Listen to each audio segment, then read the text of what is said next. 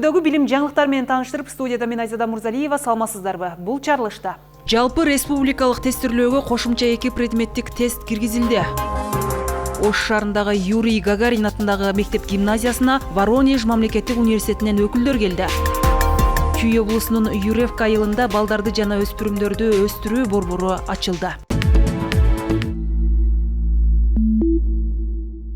Билим берүү жана илим министрлиги мектеп окуучуларынын жазгы каникулу 10 күн болорун билдирет. Базистик окуу планга ылайык Кыргызстандын мектептеринде жазгы каникул 21 марттан 30 мартка чейин созулат. Окуучулар 10 күндүк эс алуудан кийин 31 марттан баштап окууга чыгышат. Ош шаарындагы номер 17 Юрий Гагарин атындагы мектеп гимназиясына Россия Федерациясынын Петр I атындагы Воронеж мамлекеттик агрардык университетинен өкүлдөр келди. Алар мектеп бүтүрүүчүлөрүнө маалыматтарды берип, Орусиядагы агрардык билим берүү системиндеги ири окуу жайлардын биринде канткенде билим алууга болорун түшүндүрүштү. Учурда Кыргызстанда технологдорго маалыматтык технология, айыл чарба адистерине суроо талап жогору. Мунун алкагында Ош шаарындагы номер 17 Юрий Гагарин атындагы мектеп гимназиясынын базасында Россия Федерациясынын Петр I атындагы Воронеж мамлекеттик университетинен атайын өкүлдөр келип, окуучуларга маалымат беришти. Мы приехали из России, из города Воронежа.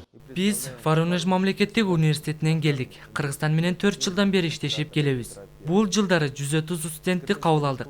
Учурда алар ийгиликтүү окуп жатышат. Воронеж университетинен билим алууга бардык шарттар каралган. Студенттер үчүн жатакана, спорттук зал, айтор баары бар.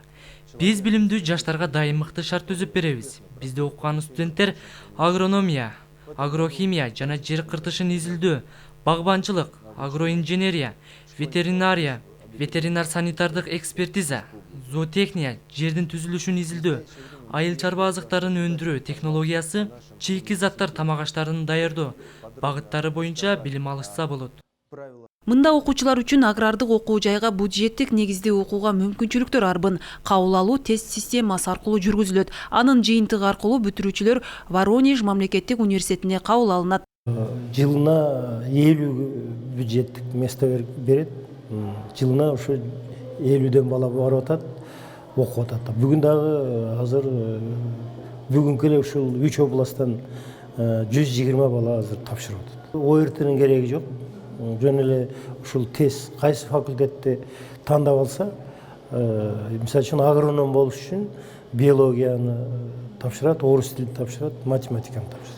Ош шаарындагы жана Ош облусундагы бүтүрүүчүлөр үчүн жыл сайын мындай кесипке багыт берүү багытында иш-чаралар өткөрүлүп турат. Биздин бүтүрүүчү окуучуларыбызга эң сонун мүмкүнчүлүк жаралып турат. Албетте бул биздин мамлекет агрардык мамлекет болгондон байланыштуу бизде агрардык багыттагы адистер аябай муктаж деп ойлойм. Ошон үчүн бүгүн биздин бүтүрүүчүлөрүбүзгө сонун мүмкүнчүлүк жаралып турат. Бүгүнкү иш-чарага жалпысынан Ош облусу жана Ош шаарынан 120дан ашуун окуучулар келип, өздөрүнө ушул багыт боюнча багыт алып кетишти.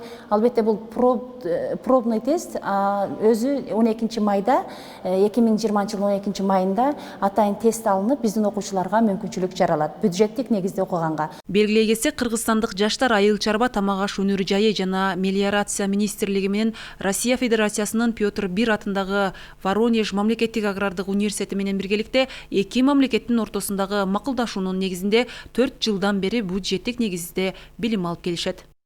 Жалпы республикалык тестирлөөгө кошумча 2 предметтик тест киргизилди. Бул тууралуу билим берүү жана илим министринин орун басары Надира Жусупова билдирди. Ал тестирлөө 2002 жылдан бери өткөрүлүп келерин айтып, тестирлөө өзүнүн натыйжалуулугун көрсөтүп жатканына токтолуп, кыргыз тили жана адабият менен орус тили жана адабият предметтик тесттери киргизилгенин маалымдады.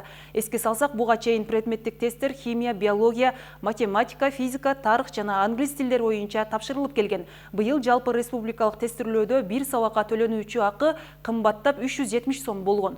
Белгилей кетсек, жалпы республикалык тестирлөөнү жогорку окуу жайына тапшыра турган абитуриенттер тапшырат. Бул жылы тестирлөө 15-20 май аралыгында өткөрүлөт.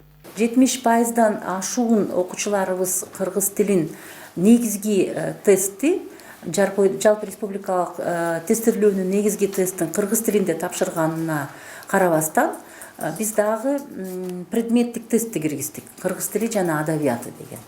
Кыргыз тили жана адабияты, орус тили жана адабияты деген. Мурда математика, физика, химия, биология, англис тили деген предметтик тесттер негизги тесттен тышкаркы предметтик тесттер бар болсо, быйыл дагы жаңылыгыбыз болду. Кыргыз тили жана адабияты, анан орус тили жана адабияты деген дагы 2 предметтик тестти киргиздик. Бул балдарга жанагы өзүнүн багытына жараша ким керек болсо ошо тандап алганга. Ошондой эле мисалы мурда деле химияны медициналык багытка өтө тургандар тандап алса, бул тестти деле баягы ошол өзүнүн багытына жараша өзүнө кошумча бал алам деген балдар тандап алганга ушунакай эле укугу бар. Аймактарды өнүктүрүү, өлкөнү санариптештирүү жана балдарды колдоо жылына карата Чүй облусунун Ысык Ата районуна караштуу Юревка айылында жергиликтүү активисттердин демилгеси менен балдарды жана өспүрүмдөрдү өстүрүү борбору ачылды. Биздин чармачыл топта ачылуу аземине катышып, борбордогу негизги кызматтар, балдар үчүн түзүлгөн шарттар тууралуу билип келди.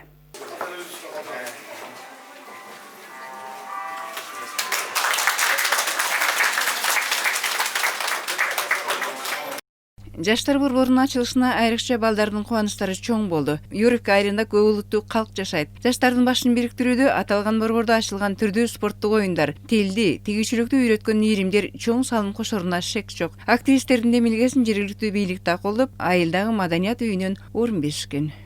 Мындан аркысын биз көзөмөлгө алабыз, айыл өкмөт дагы көзөмөлгө алат. Кандай бир биз тараптан жардамдар керек болсо биз жардам берүүгө даярбыз. Мындан аркысы өнүгүүсүнө бу клубтун жөн эле бош турбай иштеп турганы биз үчүн эң маанилүү.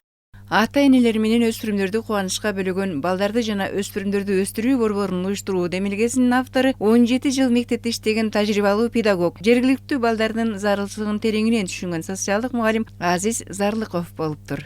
Ушул Юревка мектебинин директору болуп иштеп келген. Азыркы күндө социалдык жактан мугалим болуп иштеп атат. Ошонун негизинде иш алып баратат. Бул баягы директор болуп иштеп жүрүп өзү көргөн.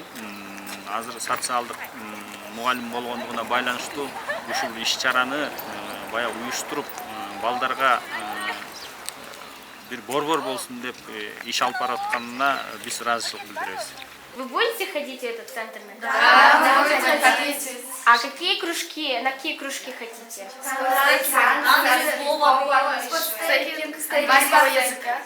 Борьба и английский. Танцы и спортстекинг. Как вы думаете, вот у вас было раньше такое что-нибудь такое развивающее в себе? Нет, это первый раз. Демилгечинин айтуусунда улам көп улуттуу калк жашаган жаштар арасында мектеп сыртында дин боюнча улуттар арасындагы келишпестер тез болуп, балдар үчүн ушундай борборду ачуунун зарылдыгы келип чыккан. Поэтому я знаю проблемы изнутри. Ошондуктан мен келишпестиктердин ичинен билем. Бул маселе акыркы убакта курч турду. Өспүрүмдөр үчүн атайын ийримдер, спорттук иш-чаралар болбогондуктан окуучулар мектептен кийин өздөрү менен өздөрү балдар үчүн ушундай борборду ачуу зарылдыгы бар эле. Менин бул сунушумду райондук бийлик, айыл аксакалдары, мугалимдер, молдолор, ата-энелер колдошуп ушул борборду ачтык. Борбор буйруса балдардын келечеги үчүн мыкты мектеп болот. Спортстекинг бул негизи убакытка каршы иштейт. Бул атайын өз убакыты бар, колду кой бергенде убакыт кетет, токтоткондо токтойт.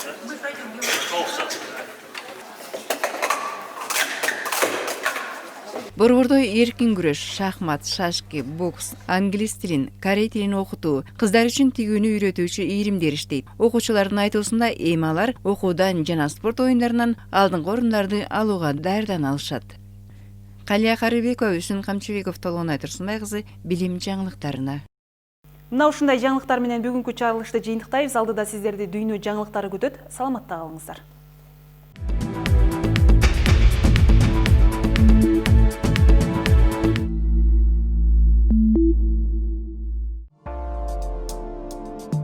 Дубай шаарында эл аралык мектептер, жогорку окуу жайларынын филиалдары абдан көп. Алар дүйнөлүк деңгээлдеги билим берүү сапаты менен алдыда. Дубай шаарында 200 жеке мектептер бар. Аларда 290 миңден ашык студенттер билим алышат. Алардын жылына төлөнүүчү билим акысы 2 миллиард еврону түзөт. Билим алуу бүгүнкү күндө экономика үчүн абдан зарыл. Бул жаңы идеялардын булагы, өсүүнүн жолу. Мына ушул көз караш менен биз бүгүн билимге жаңы ыкмаларды киргизип иштөө менен алекпиз.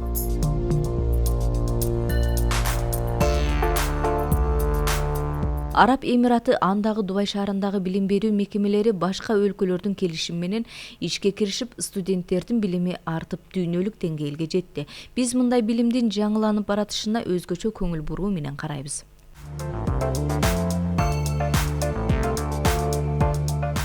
Лондон жеке ишкерлер мектеби да мына ушул Дубай шаарында жайгашкан. Мындагы окуган студенттер анын ушул шаарда жайгашканы абдан маанилүү деп эсептешет.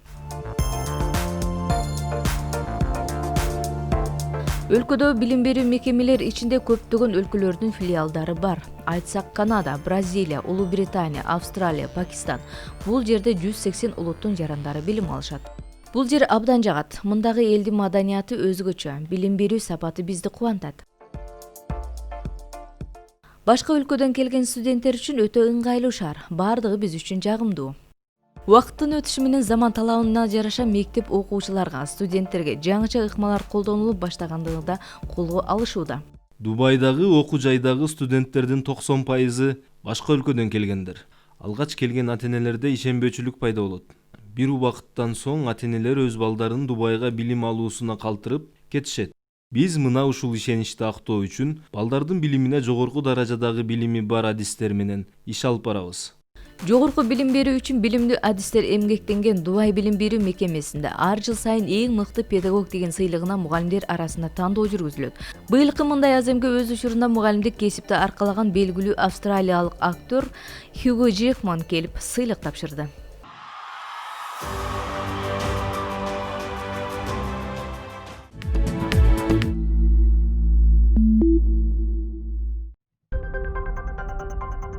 Венгрия өлкөсүнүн суу ресурстары башкармалыгы өзүнүн иш пландарынын негизинде топон суулардан арылуу максатта 90 жылдык токой дарактарын кыйып салышкан. Бул жапайы жаратылыштагы айлана чөйрөгө, ошону менен катар канаттууларга да бир топ зыянын тийгизгендигин Венгрия өлкөсүнүн жаныбарларды коргоо компанияларынын өкүлү Каталин Шипош билдирет. Бул токойдо жарганаттардын тобу кыштоочу, анан да кайра чыйырчыктардын уялары дал ушул эски дарактарда көп кездешет. Мындан сырткары да көптөгөн аялуу сейрек кездешүүчү канаттуулар уялап, бул токойду байырлашчу. Бул аймакта токойдун бүгүнкү өзгөрүлгөн көрүнүшүндө жээктеги жасалма көлдөр да көрүнүп турат. Эгер биз жапайы жаратылышты жана андагы баардык жандыктарды коргоону кааласак, анда так ушул эски токойду сактап калуубуз керек. Анткени кара илек ушундай калың токойду гана байырлаганды жактырат, дейт Габор Аноди. Бүгүнкү күндө башка канаттууларга салыштырмалуу сейрек кездешүүчү канаттуулардын саны дагы азайып баратат. Мындай канаттуулардын биздин токойду байырлап калыш үчүн калың үстү жабык караңгы токой өтө маанилүү. Эски токойдун кыйрашы туурасында Токой ресурстары башкармалыгы токойдун кожоюнунун уруксаты менен кыйылганын айтса, жергиликтүү экологдор бул башка адамдын сөзүн колдонуу менен эрежени бузуу деп эсептешет. Бул боюнча атайын өкүлдөр план менен эски токойду бузган адамдарга 2 айдын ичинде кыйраган дарактардын ордуна жаңы көчөттөрүн даярдап отургузуусун тапшырма беришти. Бул токой дайыма коргоодо болгон. Суу ресурстар башкармалыгы бузган эрежелер акылга сыйбас нерселер. Бул боюнча жетекчилер закон боюнча эски токойду кыйратуу үчүн андагы башка канаттуулардын зарылдыгын карап, топон сууларды толук токойду кыйратпастан да тазалоого болмок дешет.